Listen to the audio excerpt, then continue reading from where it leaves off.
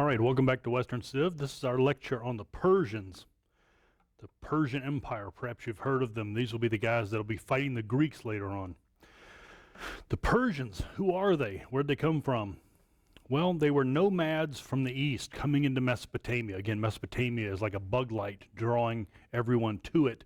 And these people come out of the east of Mesopotamia, nomadic, drawn there into Mesopotamia or near Mesopotamia. These are Indo-European speaking people, so they have the same language heritage as the Europeans, and some of them will migrate into India. So this is the same language patterns.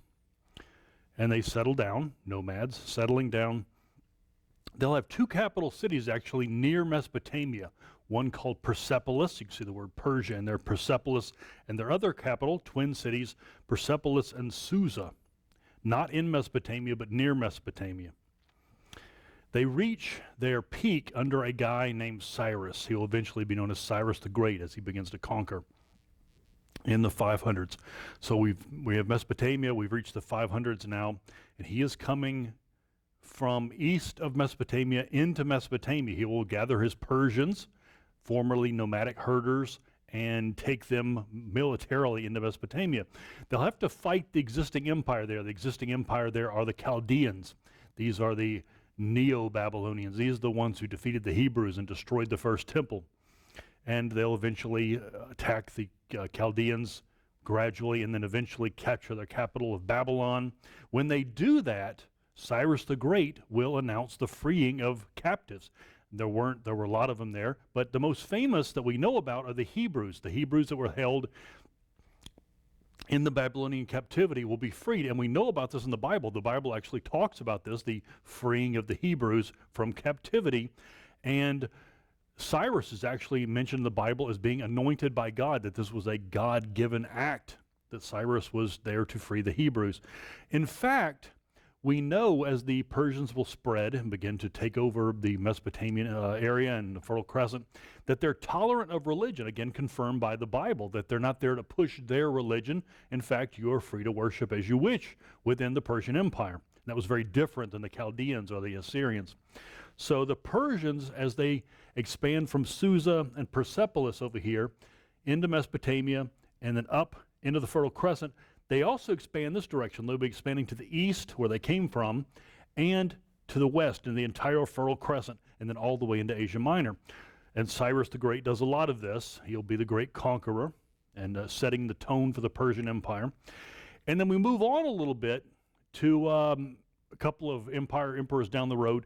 And the Emperor Darius will become quite famous as he begins to conquer. He will, at this point, the empire will become so big they have to break it into pieces, the pieces of the Persian Empire. And again, this isn't a word that you're going to have to necessarily memorize and know that the Persian Empire was broken into pieces called satrapies. Just know that it gets so big that they need provinces. The provinces called satrapies, and then you'll need to leave behind rulers in those provinces, and the rulers are called satraps. These are words you might come across, especially when you study the Greeks, because the Greeks will be fighting these guys later. The word satrapies and the word satraps will come into play. Another aspect of this Persian Empire that's not completely different is that everyone, when you're conquered by the Persians, you'll have to pay a tribute. What makes their tribute so unique is that the money part of the tribute isn't crushing.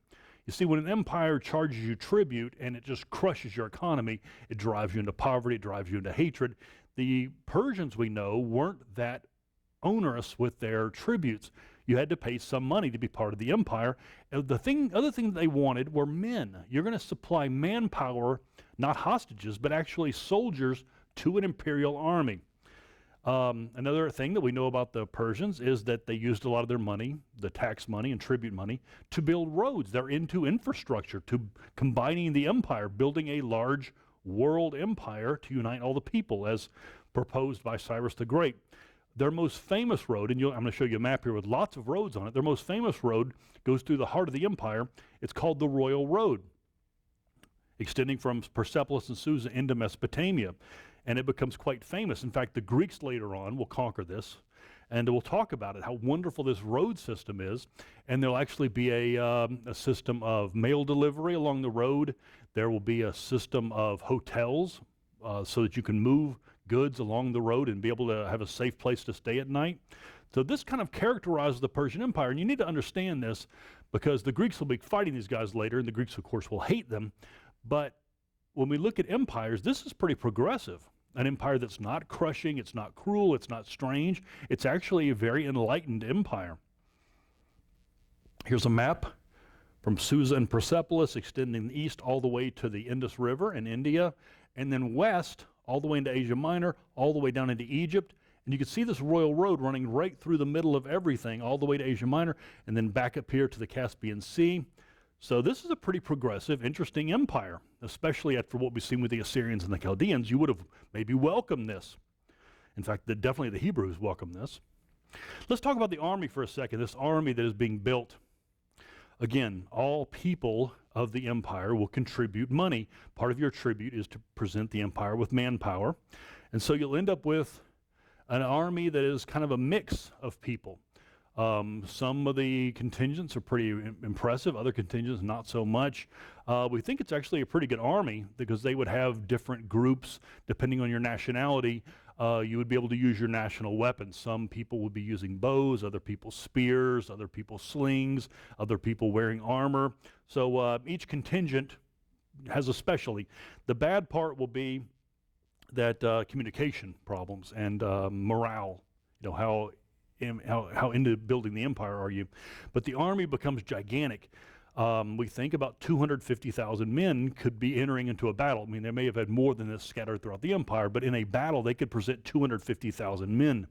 The Greeks later on will comment that they faced 1 million men, probably not all at once. They're also famous because the emperor himself, when he goes into battle, will have his Imperial Guard. These guys will be called the Immortals, and the reason they're called the Immortals is because there are 10,000 of them, and that would be a nice size strike force. And whenever they went into battle, any sort of losses were immediately replaced. In other words, this would be the veteran troops, the best of the best, and each time they fought, if there were any losses, they were immediately replaced. They always go into battle with 10,000 men, and this would have been elite veteran force. One more aspect I want to talk about is the of religion. As we're talking about this Persian Empire, obviously the army is important because they're about to face the Greeks, but religion is really important too in a Western Civ class. And as we mentioned before, the Persian Empire is known for its toleration, as confirmed in the Bible. No one has a problem with their religious beliefs. The Persians themselves have a religion. This is a religion that they picked up along the way when they met a wandering monk. A monk comes wandering into the Persian people, and they listen to him. His name is Zoroaster, or perhaps you might know him by his other name, Zarathustra. We're going to call him Zoroaster, but you can also see Zarathustra. The religion we will call Zoroastrianism.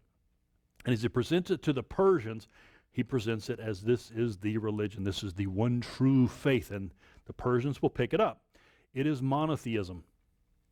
And this will be different than the people around, except for the Hebrews, with their polytheism. So now you've got the Persians and the Hebrews with their monotheism. He says there is a God, says Zoroaster. The God's name is Ahura Mazda. He is a creator. So the world has been created by this one God, and he has endowed humans with free will. You are not fated. You are not doomed from the beginning. In fact, your life is what you make it. Here's the challenge. You can choose good. As a human with free will, you can choose good. What is good, you may ask? Well, you kind of know what it is. You should know good and evil just by looking at it. Do you have good thoughts? Are your thoughts for the good of people? Do you do the right thing? Do you make people better? Do you pray to God? Are you pious? And then the opposite, which always is much easier to do, to choose evil. And you know when you've done evil. You know that your thoughts are bad. You lie. You're greedy. These are indications that you're choosing an evil path. So Zoroastrianism, that life, he says, is this struggle between choosing good or choosing evil. And eventually the reason you should choose good is because there will be a judgment day. And in this judgment day, Ahura Mazda will come and throw all evil things into an abyss and destroy them. Now, later on, this changes. Religions from the time they start and then over thousands of years, they do change. We'll start seeing chants added as this religion spreads throughout the empire. Don't force it on people, but it spreads throughout the empire. You'll have a lot of chants that come up as people begin to worship this way. A lot of stories will enter in from all around the empire, and eventually it will become even polytheistic. If you have one God who's good, well, we need a representation of evil God, says the Zoroastrianisms, and they will invent an evil God named Ahriman to battle against the good God Ahura Mazda. Another aspect of Zoroastrianism, as time goes on, is that the good God is so good, well, he needs to have somebody who can fight. And so they will have a god of the sun named Mithra, and he will be the warrior god. He will be the one that actually takes on evil physically and battles with it. Here's a famous representation of Mithra battling the evil bull. Bulls were considered like an evil symbol. We've talked about the bull gods before. And this eventually will have its own spin-off religion called Mithraism, the worship of this warrior god. In fact, when the Romans come into this region later on, Roman soldiers will adopt this, as this will become their religion. Here's a warrior man fighting against evil, and so they will pick up on the Mithraism, become throughout the Roman Empire. In fact, recently saw a Roman temple uncovered in England with a cult of Mithra in there. Now, the reason we're bringing it up in this class, in a Western Civ class, is because a lot of the ideas, this idea of good versus evil and a final judgment, will make their way into Judaism, which spins off into Christianity. This is where some of these ideas, we believe, come from, the idea of a battle, of a final judgment. And another reason that we bring this up is that it's still around today. The Parsis in Iran, a tiny minority, sometimes you might read about them being persecuted. Today Iran is Muslim, but there are Parsis in Iran today. There are Parsi churches in the United States even.